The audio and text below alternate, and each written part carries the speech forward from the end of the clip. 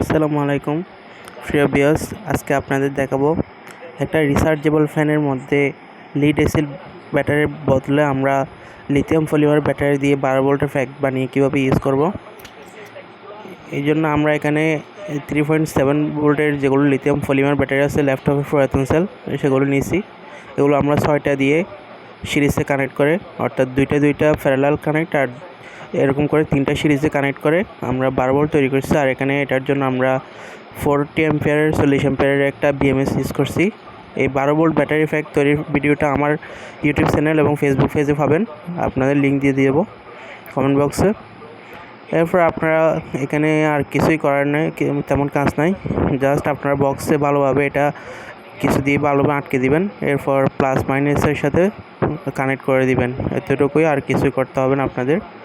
এগুলো আপনারা lead acid battery যেগুলো আছে সেগুলোর চেয়ে ব্যাকআপও বেশি পাবেন অ্যান্ড টেকসইও বেশি হবে।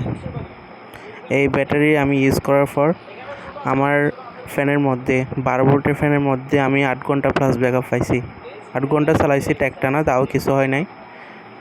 খুব ভালো একটা আইডিয়া। আপনারা চাইলে এটা আপনাদের ফ্যানে ইউজ করতে পারেন। এরকম অনেক কম দাম হবে। লিড অ্যাসিড ব্যাটারি একটা আপনার 1200-1300 টাকা হয়, আপনারা সেক্ষেত্রে এটা 500 টাকার মধ্যেই তৈরি করে ফেলতে পারবেন।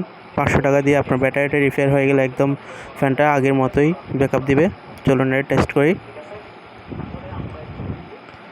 দেখুন এখন ফ্যানটা খুব হাই স্পিডে চলতেছে, বাতাসও খুব মাশাআল্লাহ। আপনারা চাইলেও এই টেকনিকটা ইউজ করতে পারেন আপনাদের রিচার্জেবল ফ্যানের জন্য। ধন্যবাদ সবাইকে ভিডিওটা দেখার জন্য। ভালো থাকবেন সবাই। আসসালামু আলাইকুম।